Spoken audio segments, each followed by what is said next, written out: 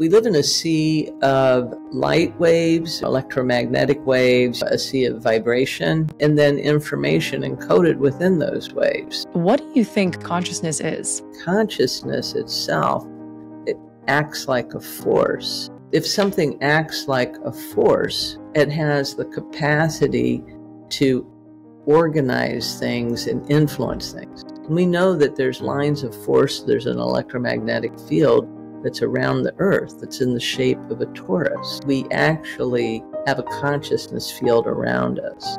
Around Earth? Well, not just around Earth, but actually everything that's living has a consciousness field around it that's shaped like a torus. And if it's a force, then it means that it can act on matter. I realized that all of these anomalous phenomena are ignored by neuroscientists, whether you're talking about these out-of-body experiences people have, people reporting that they can read others' minds, people having dreams, visions of something happening in the future that come true. These are all things that have been reported across the ages and across all cultures. What's up, you guys? I am so excited today to bring on my guest, Dr. Dianne Hennacy Powell, who is the chief scientist of the now very, very famous podcast called the Telepathy Tapes. Basically, Dr. Dianne Hennacy Powell and Kai Dickens, the director of that podcast, were doing real life tests from families all around the world who were claiming to have nonverbal autistic children that were telepathic. I knew that a lot of people would think, boy, Diane's gone off the deep end. But that's the risk any scientist takes when they challenge the current paradigm.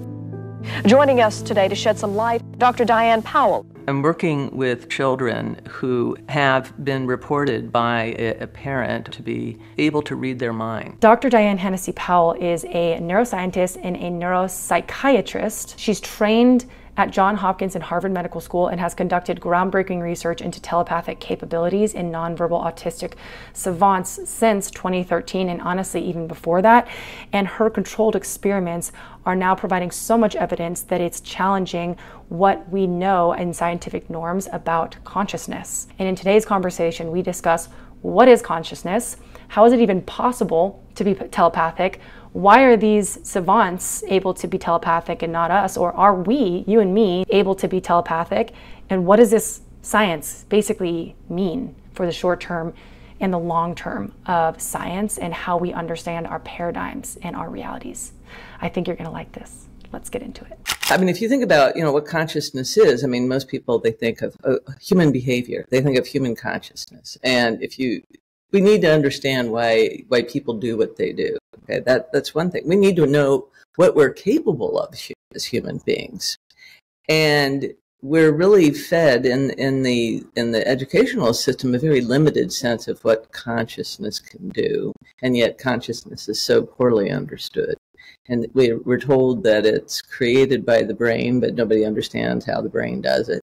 And so what I've been doing is, I argued in my book, The ESP Enigma, that neuroscience has an incomplete model that doesn't explain anything, really. And for them to say that all these things are impossible because it doesn't fit our model, that's not scientific. Science is supposed to, we're supposed to generate theories and then do experiments to see, does it support the theory? And if it doesn't support the theory, you throw out the theory.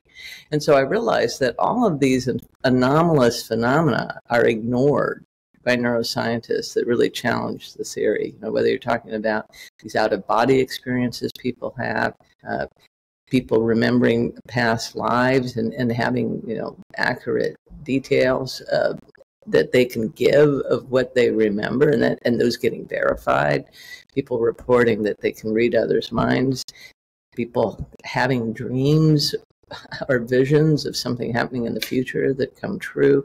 These are all things that have been reported across the ages and across all cultures.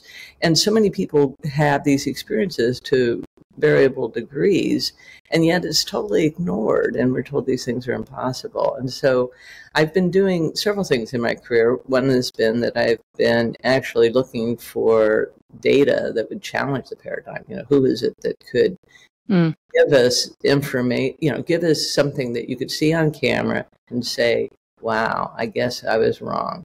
These things are possible. And I realized, based on my understanding of neuroscience, neuropsychiatry, parapsychology, that autistic savants would be the most likely to do that. And I put that out there and started doing actual controlled research with them. And then after getting some really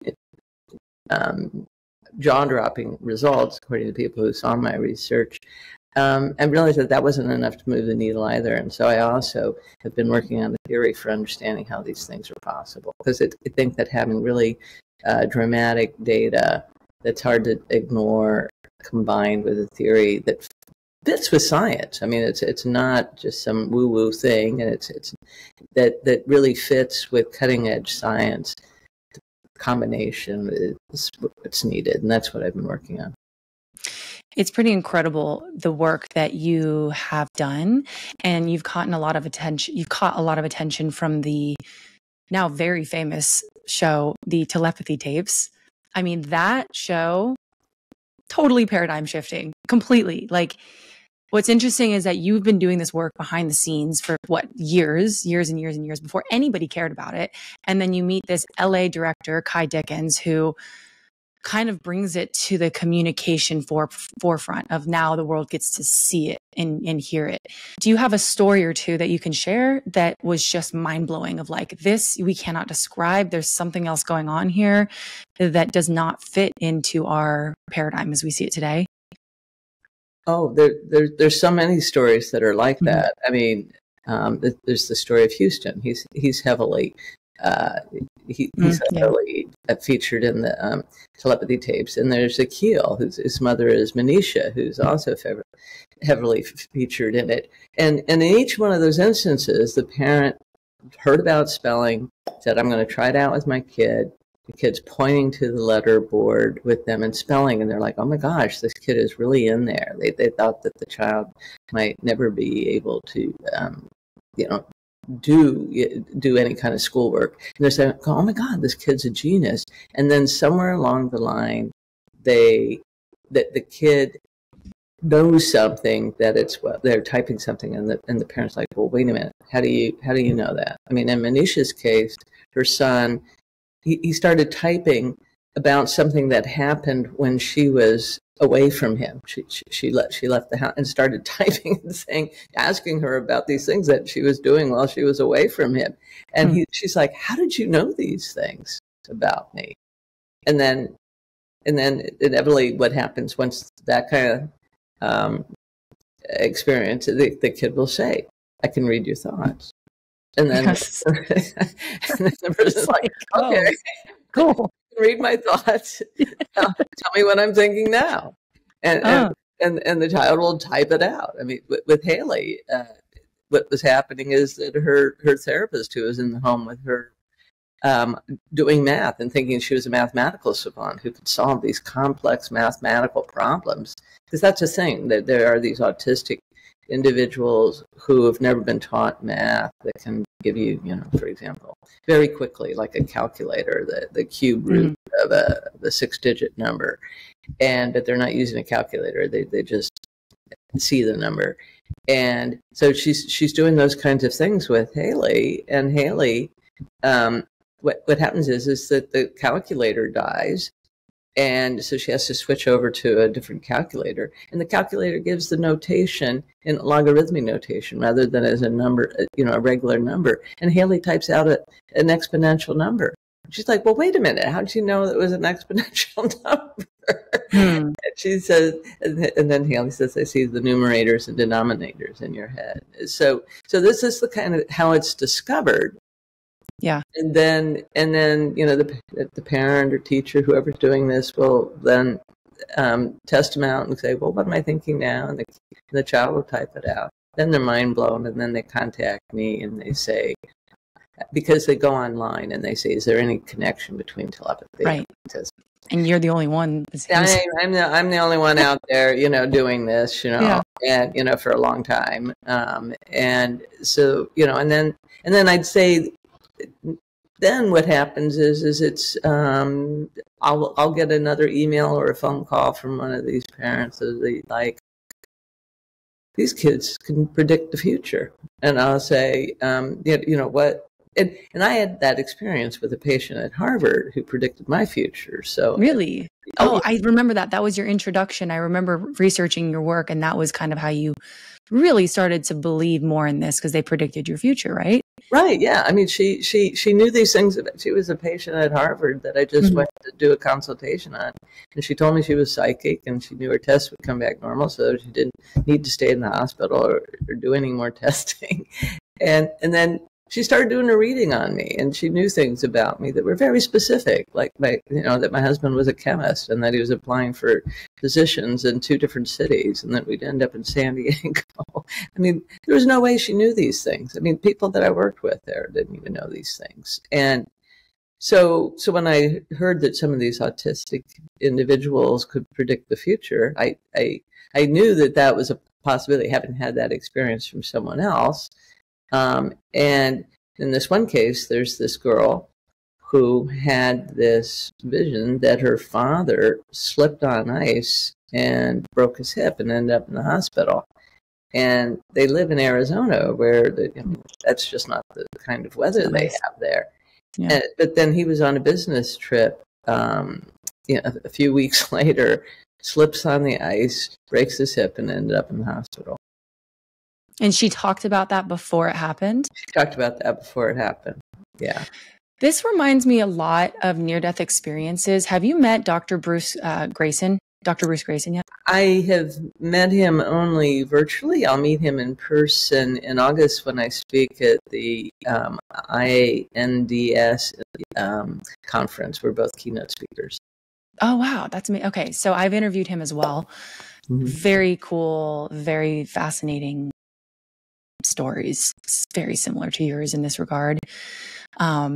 They just seem like they parallel. Near-death experiences align a lot with what you are talking about. Absolutely. Absolutely. Well, one of the things that's interesting to me is that when people have had a near-death experience, it's like it opens up something. It's like it puts a crack in the veil. Mm. And afterwards, people can have the increased intuitive, psychic experiences. They might experience more synchronicities, but there's something that changes as a result of having a near-death experience and having this out-of-body perspective. I mean, during that near-death experience, a lot of people see themselves from a perspective that's impossible from inside the body. They might be floating above their body, which is, it's still, it's inanimate, and they're up on the ceiling, looking down.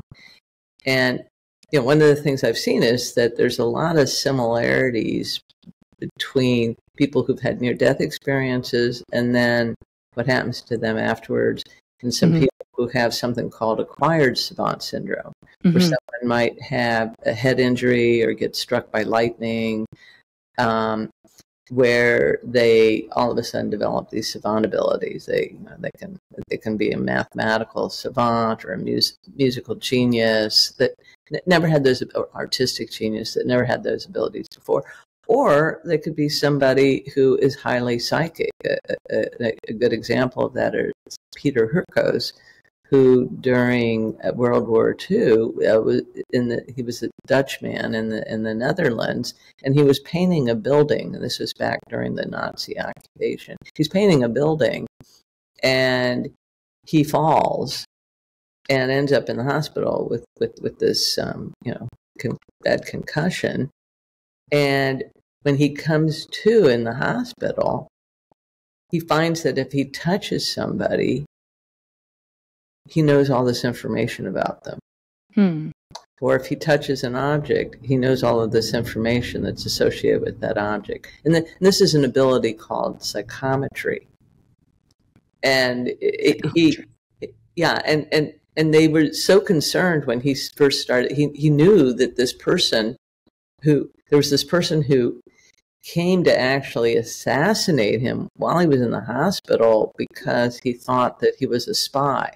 Because he's like, how do you know these things? How do you know that this person is, because he actually got information about somebody who was, a bad guy, Nefarious person. Yeah, nefarious, reported it. And they're like, oh, you must be a spy. Because this is during the, Nazi occupied, the Netherlands. And so, you had this, these different factions and whatnot. And so this person comes in to strangle him in the hospital.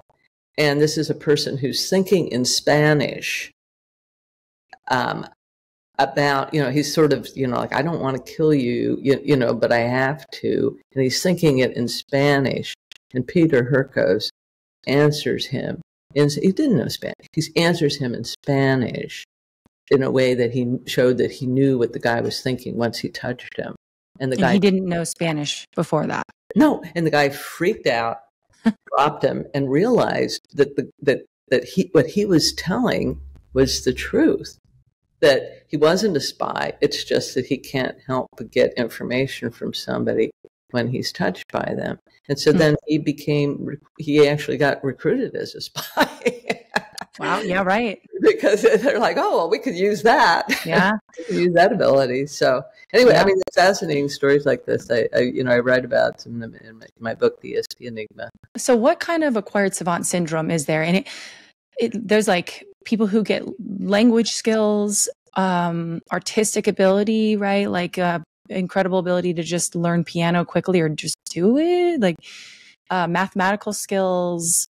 What else? What other quick things do people end up picking up? Well, those are the main things. Are in the realm of mathematics, music, and art, and acquiring languages easily as well. And I mean, it's in general what I think of as like pattern recognition skills, where you're able to just quickly just recognize the pattern. I mean, there's the best mathematicians and musicians just recognize the pattern. They're not engaging in the linear verbal thinking. They're instead able to just see how all the dots connect, instantaneously. Okay, so that's people, let's say, who are struck by lightning or they have some kind of life experience. That's one grouping of people that you have studied.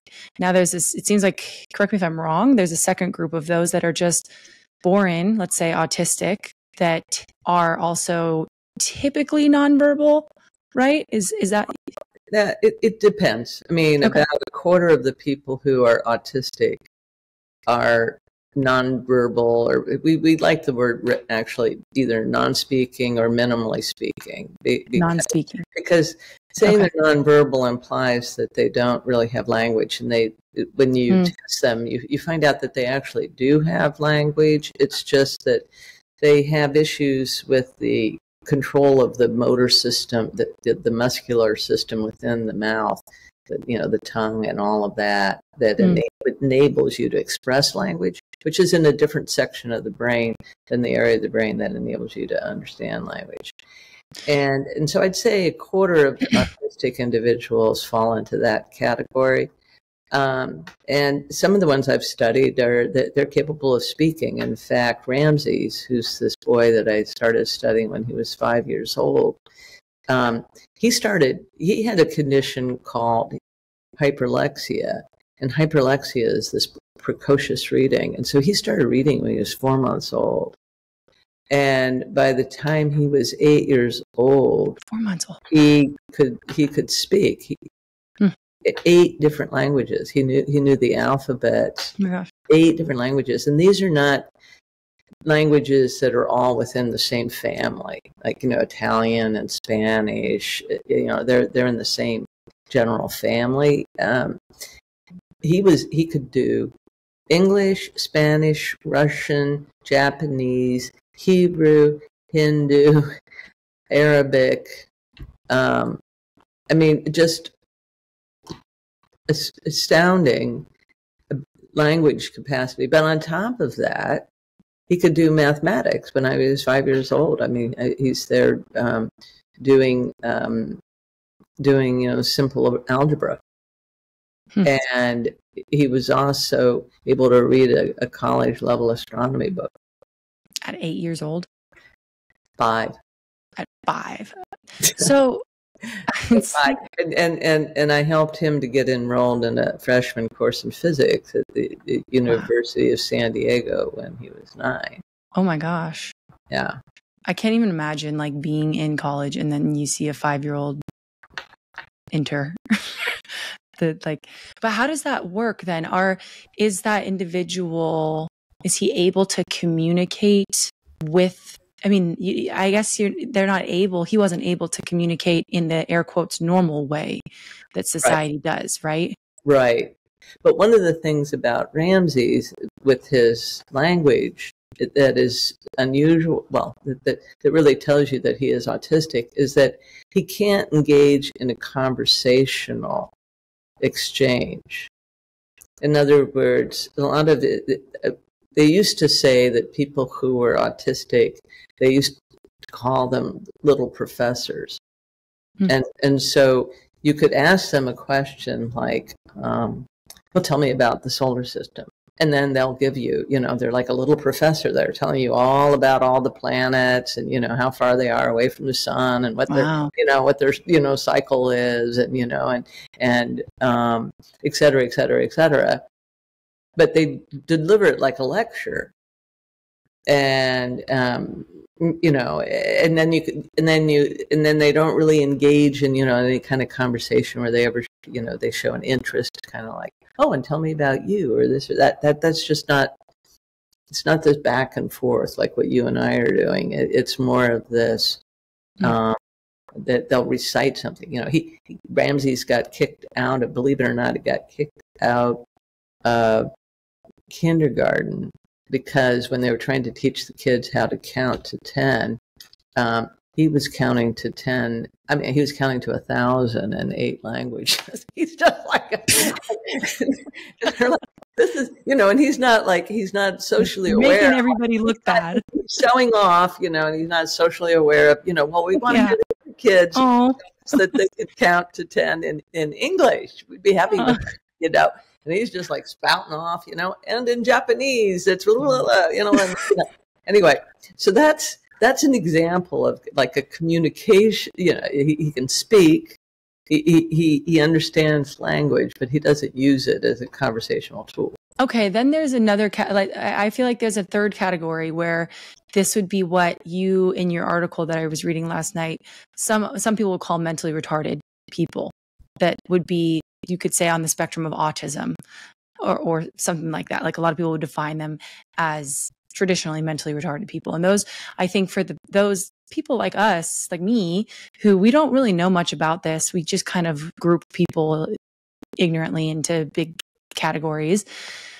Those are the folks that have, like you were saying, they have much more difficulty with their muscles, their body's reactions to things, how they speak. But it seems like since I've been researching what you've been studying about consciousness and what you've been studying about people that have what we would call disabilities, there's actually like this really powerful human or soul almost like cooped up in there that's being, it's actually like brilliant. And we have this perception of them as being mentally disabled. And it's like a complete miss on our part. Is that right? Yeah, I would say that. So autism is totally independent of IQ. It's a developmental disorder in which there's something unusual about the social and the social development and language development, which the two kind of go together. If you have your language development disrupted, it's hard to be real social. Yeah. And if you have your social development disrupted, you're not going to really develop language in the same way. If you're one of these kids that gets isolated and never interacts with other human beings. But there's nothing about IQ. It's not a form of mental retardation. But people tend to judge based on the ability or lack of ability to be articulate. People tend to think, oh, you talk fast, you must be very smart. And And once again, that itself isn't associated with IQ either. So what's happened is that a lot of these children who get misconstrued as being mentally retarded, when they actually learn how to communicate using spelling, and some of them move on to typing independently in a computer, people realize this kid's brilliant at mathematics, or they tend to gravitate towards the sciences and math, and they can tell you things that it's just astounding what they know, and you're just like, wow, how did this kid know that? I mean, how does this kid know about biochemical pathways that right? You know, they didn't study it, and yet they do. Well, now, okay, so much of your work is diving into the concept that consciousness is fundamental, or at least starting to bring light to that new way of looking at our paradigm. What do you think consciousness is? Do you have a definition for that? That's kind of a hard question, but, is there some way you can frame that?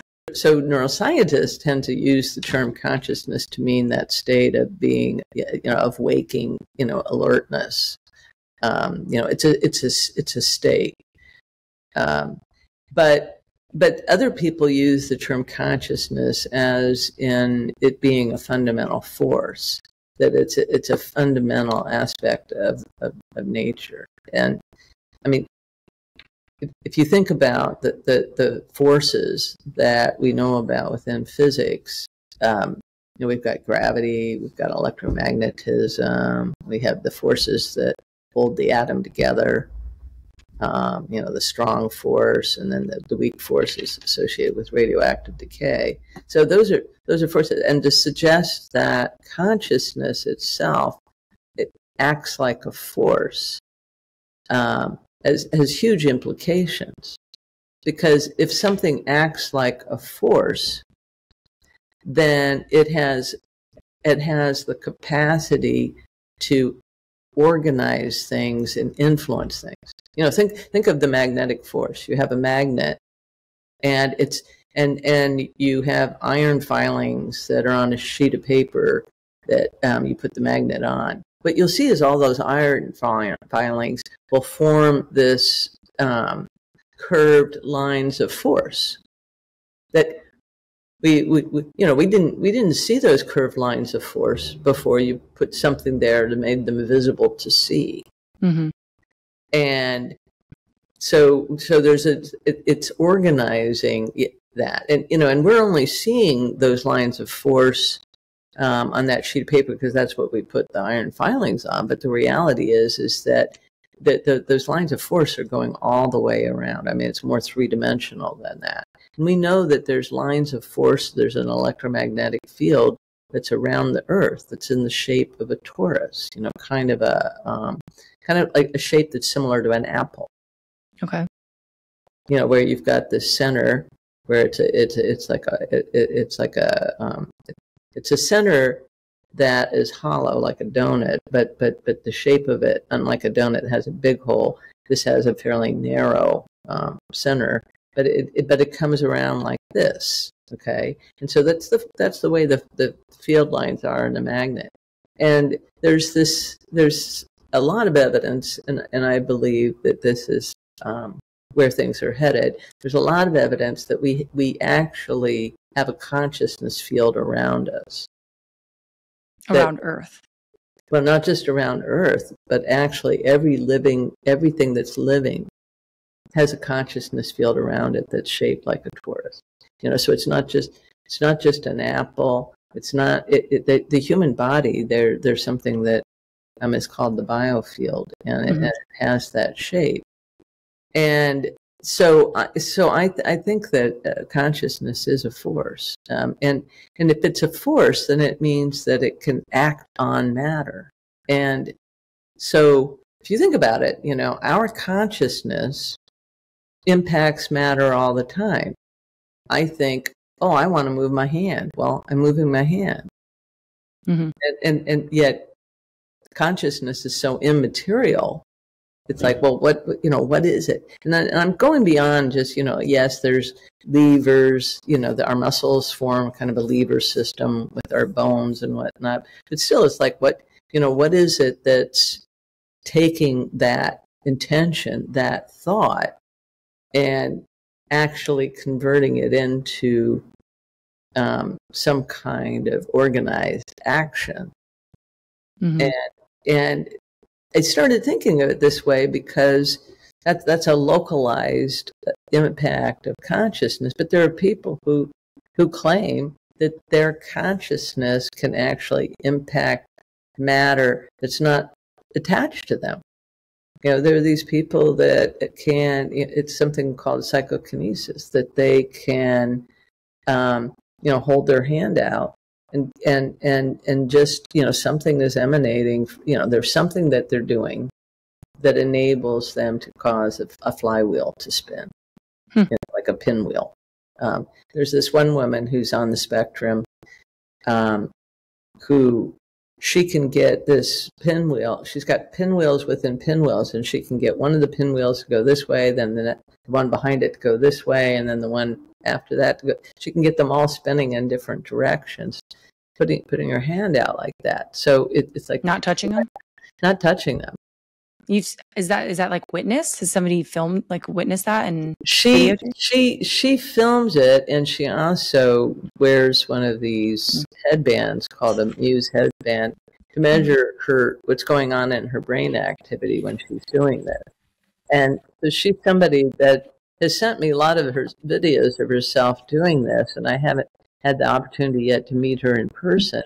But I'm just saying that this is not original with her, this idea that you can, put your hand out and have some kind of impact. And I mean, when I first heard it, I thought, oh, that sounds just so woo-woo or whatever. But then I thought, no, it could be, there's a lot of the things that are within parapsychology that what makes them strange is that they're non-local. We don't understand when something is non-local, when it's not in the here and now, precognition, knowing something in the future, that's non-local. Or clairvoyance, seeing something at a distance, like the remote viewers do for Stanford Research Institute, yes, that is funded by military intelligence. They're seeing something that's sometimes thousands of miles away.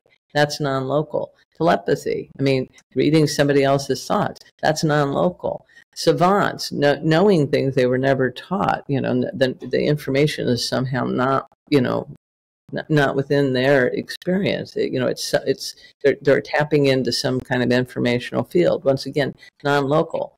So then the idea that, well, we could also have an effect on matter that isn't attached to us, another non-local force. It's not that different from these other claims. And well, the other thing that's fascinating about what you said too is that this has been validated by governmental agencies, like remote viewing is being used. It is used by, what is it? Who's using it again? In which branch of the military? Oh, I think the military intelligence. I think it was several branches of military intelligence that were interested in this, and still are. Well, I'm pretty sure. So I'm a big space nerd, and I'm pretty sure that Saturn, before we knew Saturn had rings, was looked at by a remote viewer, and the remote viewer told the military intelligence that there are rings around this planet, and that it's a different looking kind of planet. It's kind of tilted. And then give it 10 years, then we were able to send up satellites, and that person, that remote viewer, was obviously right. I believe that was Ingo Swann in Jupiter. That he remote viewed it, and so like this idea of being able to, without a telescope or like that, just be able to go and visit, remotely, and then report on it, and then to have it later verified. That's the kind of thing that it's very, very compelling. And what these people who do these things, including the autistic savants that I study, what they'll tell you is that they leave their body. That was English Swan would leave his body. And so it's, which I know that, it happens during a neurodeath experience. People, Yes. it's like you're not in your body anymore. Yeah. And so I think that is a common denominator for a lot of these abilities, is that you're able to somehow create a disconnect between your conscious self and this material self, that you're able to, and then once you've done that once, then it's easier to do it again. And it's like a lot of these things, the more you do it, the easier it is to do. Are you familiar with Thomas Campbell by chance? Oh yeah. Mm-hmm. Okay, so I've interviewed him as well, and we've spoken about a lot of this stuff. The ability for one person to effectively learn to meditate so well that they can pop out of their body and go somewhere else, right? Like go wherever they go on a journey. And he's been studying this for some time now to see if people can do that together, and be able to, like, with their best friend in separate rooms, go lay down and go do this meditation thing, and then go be together in the same environment and like throw a ball back and forth and have a full conversation. And they've done it. And then, it brings me to what was talked about in the telepathy tapes, which is just so mind blowing. The hill. That is something crazy. Like, can you describe what the hill is? Yeah, sure. So, several of, I first heard of the hill when I was in Atlanta, Georgia with Kai, and doing the tests on Houston and John Paul, and the parents, their mothers said, oh, they spend time, they go to the hill, because we were wondering, why do they go up to their room? What is it they're doing? Oh, they go up to the, they go up to their bedroom so that they can go to the hill where they can talk with their other friends who are also non-speakers. And oh, well, that's interesting. And then subsequently, we heard from other people that spontaneously their non-speaker talked about the hill and seeing other kids there.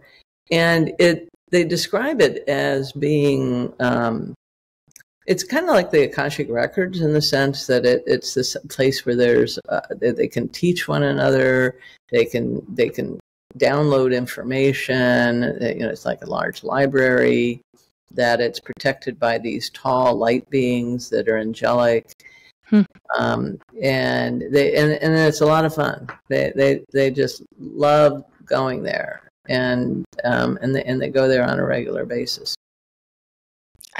So talk about a shared consciousness.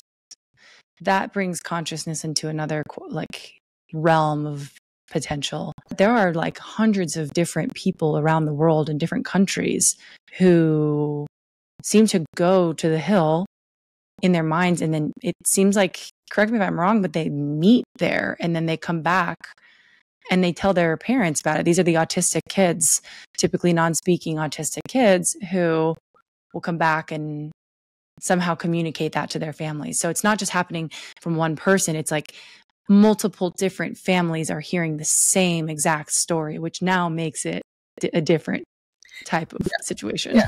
It totally makes it a different situation. And, and it's interesting because when I first heard about it, it reminded me of something that was told to me by people who do LSD and other psychedelics, where this one person told me this experience where he went somewhere under the influence and he saw all of these other eyes. Okay. It was like all of these, it was almost like there's this, just think of it as like there's like this bubble. Okay. And you like poke your head in the bubble, and then you see all of these other faces, all around it, they're looking in too. And you can see one another. Okay. But you don't see the rest of the person. You're just seeing that, wow, a lot of us are having the same experience right now, in this location. And, it's sort of like, I mean, it makes me think of like a singularity or something, that they go to the singularity. Yeah. Yeah. I mean, are you into quantum physics? You have to be big into Oh yeah. Oh yeah. It seems to me that quantum physics is explaining what we are lacking in data to try to understand at least some part of consciousness. And the reason I say that is because, like, you have quantum superposition, right? Where basically, what is it? An atom can be in two places at one time, essentially, or multiple places, multiple different realms at one time. Yeah. Well, it's basically, it's really referring to the wave-like aspect of matter. So wave-like. Okay. Wave-like. Yeah. So that until you measure it, that particle, that electron, is everywhere all at once. It's only when you measure it that you then nail it down and define it. And so, this is one of the reasons. This is one of the principles behind quantum computing, is that if you can create this system, people are doing this, right, where you have something that can be everywhere all at once, and then you collapse it down. But you can try out all possibilities at once. Instead of like for processing information, instead of this very, very slow process of binary digital computers where everything is defined into zeros and one, and you're having to you could do a lot more calculations rapidly, but it's still, you're doing rapid calculations of something that's digital, and so you've got to have massive computational power to just and time, just to get an answer. That with quantum computation, you can just try on all possibilities at once, and then collapse it down into the one that is the right answer. Okay. And I think it was Donald Hoffman who I was listening to, talking about how, like you're saying, something is really only rendered when we look at it, when we notice it. And in fact, based off of our perception of reality, it changes. I'm not sure if it changes the molecules themselves, but it changes the outcome based off of our perception of it. It literally changes reality. Is that right? Yeah. So, so one of the famous physicists of the last century was John Wheeler, and John Wheeler said that we are co-creating. Yes. That it's really participatory. Okay, and that it's like everything is just potential until it gets defined into what it is, and we're constantly defining what things are. I mean, with our sensory system, we're constantly measuring and interpreting and assigning something, and we're just constantly collapsing that quantum wave down into something that's discrete. And this comes from the double slit experiment, where it was set up where you had these slits, and you would fire a photon or an electron, but let's just talk about photons, because same thing with an electron, but you just fire a photon, one photon at a time, through a slit. Okay. And the slits are, I don't know, say this far apart, and you're firing it through the slit. Okay. If you're there measuring it, what happens is you will see a discrete on the other side. Let's say you have a piece of paper that is photosensitive, and so you can see where light hit it, and so you'll see a patch. Okay. And if you're doing one slit at a time, you're going like this, you'll see a patch here and a patch there on the other side of the slit. But if you don't measure it, okay, if you decide not to measure it, and you just let the system still do the same thing, one at a time, okay, and then you look at what you get, instead of getting those two patches, you get an interference pattern. And the interference pattern suggests that the photon literally went through both slits simultaneously. Because you have a waveform coming out of one slit of all the possibilities of, where that light could have gone. And you have it coming out of the other slit of all, it's coming out of the slits with all the possibilities of where it could land. And then those waves interfere with one another. So you get these stripes when you have, and so when you see that, it's like, well, why is it that the act of measurement changes it from something that is wave-like to particle-like? And that's the whole basis of that idea that that what consciousness does, what we're doing when we measure things, is that we're actually defining them and playing a role in the co-creation. It's so funny because I have this belief about that, and I think it's a little bit out there. I mean, I know it is because I get feedback about that, but I kind of think that the more attention that we give to something, the bigger it gets, and the more we look for something, the more we'll find. And so I sometimes think in terms of health, I think we overmeasure a lot of things, and we look for things that could potentially be there, but then again, this is really out there, but then we create them by giving that attention to them and like focusing it into reality. Like for example, we just have so many various illnesses that are diagnosed now, but I think like given the right, good quality food and just eating real food, but even still like being happy, living a good, peaceful life and minimal stress and all that, people do seem to do all right. But then we over measure things, and I feel like then we overdiagnose things, or like it just seems to get bigger and bigger and bigger and bigger. Like cancer we have so much money invested in healing and fixing cancer now, and it's bigger than it's ever been before. And that just seems odd to me. Yeah, well, there's this interesting phenomena that, I think that it's unfortunate that medicine has become so test heavy.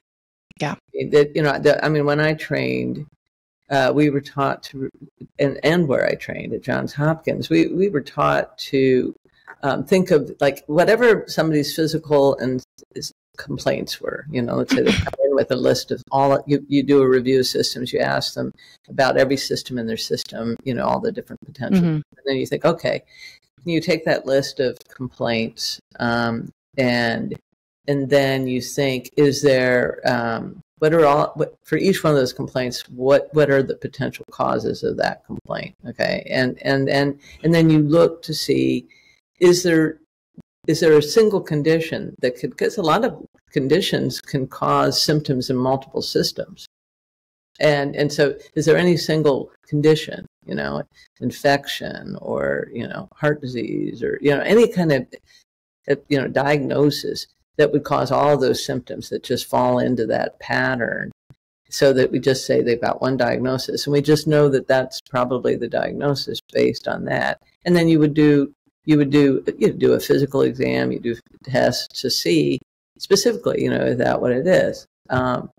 And that's how I practice medicine, and and have very good success rate at diagnosing people properly. But now what they do is they just order all the tests that you can order for a particular set of symptoms. Oh, that sounds cardiac. I'll order, the EKG, the cardioamol, or oh, that sounds like that's related to your gut. Well, I'll order, these studies. And so it's become less of that sort of detective game of trying to think of, oh, what could describe this. And then the problem is that the more tests you order, the more likely you're going to find something that's outside of the norm. Right. And there's this saying in medicine that you should treat the patient, not the test. because you could, sometimes somebody just happens, all of the range of values for each of these tests is a range that's a bell curve of distribution. But you might have somebody who's outside, they're outside of that, the normal, the one standard deviation within that normal distribution. And so then it looks like, and it's it's somewhat arbitrary where they, have the cutoffs, and it can look like, oh, this person's got some problem, and it's just that they're more towards this end of the curve of that. But and yet what happens is that people see that abnormal test, and the person might say, well, I feel fine, doc. There's nothing wrong with me. And it's like, well, your test, shows that there could be, and then they order a bunch of other tests. Yes. Then, away we go. Do you pay attention to frequencies and how, like, thought frequencies, vibrations and all that might affect consciousness? Is that something that you think people who are, let's say, autistic or whatever it is, are they tapping into a different frequency within the greater consciousness, in your opinion? Oh, I think frequencies are extremely important. Okay. I think absolutely. We live in a very, there are all of these, we live in a sea of light waves, electromagnetic waves, a lot of it's outside of the visible range. And then we live in, a sea of vibration that is, only small part of it is within the audible range. Okay. Right. And so there's all of this oscillation and movement and wave interference and then information encoded within those waves. And the different frequencies have different characteristics. People feel differently depending upon what frequency they're around. There's some people that it's just like the Tibetan singing bowls or the crystal bowls that that have different vibrational patterns. People will say that they feel better around certain frequencies. Or you can even just think about music. Oh yeah. And just for me, I love the blues, and I particularly love listening to blues, that has a certain beat to it. And I always, it's a calming, to me, it's a calming beat, or, some music makes you, you just want to go, go, go. You can just measure the effect on yourself. Music therapy, sound therapy, it's a real thing. And so that's just one example that I think a lot of people can easily tap into of the influence of frequencies. And off of that question, with the gut microbiome, is there some connection to a greater consciousness, the less, I don't want to use the word poison, but the less we're putting into our body that might interfere with connecting to consciousness in a deeper way? One of the things I'll say is that when you eat, when you get rid of sugar, yes, it changes a lot of things. Sugar is extremely inflammatory, and the brain gets inflamed. But when the body's inflamed, the brain gets inflamed, and it affects your conscious experience. And we know that the ketogenic diet, which is basically a diet in which you purposely want to go into ketosis. Mm-hmm. You want to limit your amount of sugars so that your body is in ketosis. We knew back when I was in training decades ago that if somebody has a seizure disorder and you put them on a ketogenic diet, that oftentimes that could help control their seizures. Oh yeah. And so I think that and you're going to have a very different gut biome if you eliminate glucose, because when you're consuming sugar, then you're going to have a lot more yeast. And yeast has its own, like candida. and candida could be playing a role in influencing people's conscious state. So there's all kinds of and tendencies towards illness and whatnot. So there's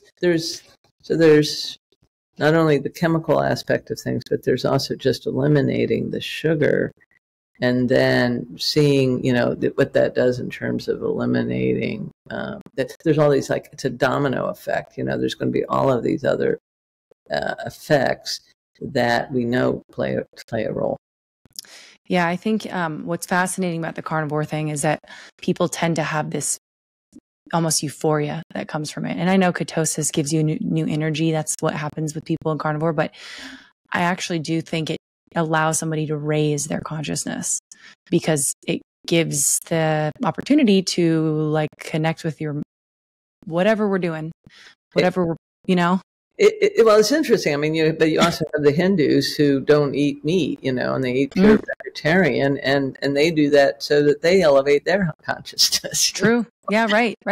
Maybe it's just the whole food thing. I mean, that could be the real food thing, I should say. The not processed foods is maybe the connection to help people, tap into that. It gives me, and I think so many people, hope that there's so much more to this world, I think, than what we have been taught in our paradigm. And it's really cool to see this kind of like magic almost coming to life in a way. Yeah. Right? Yeah, I agree. I mean, there really is so much more. I think it's exciting to see where things go with this. It's beyond cool. It's like I've been wanting to crack open that nut. Oh my gosh! And excited to see, kind of what happens next. I think a lot of really good things. People are ready for it now. It's happening mainstream. So, where can people find your work? And where I'll put the link below as well. Yeah, so they should go to drdiannhennacy.com, and Hennacy spelled Hennacy. I'm going by Hennacy now instead of Powell. They could find me at drdiannhennacy.com, and it's really the only place where you can buy a copy of my book. And I'm working on getting it back up on Amazon. It's out of print, but I do have copies left, and so if they contact me directly, they can purchase a copy. Amazing. I'll attach that there so people can buy your book. I also want to tease people with the Gym Twins flipping incredible story that I'll attach as a link that goes into your work as well. I mean, that's mind blowing. Didn't get a chance to go into this. And then, I just really appreciate your time. Thank you for being here. Yeah, you're very welcome.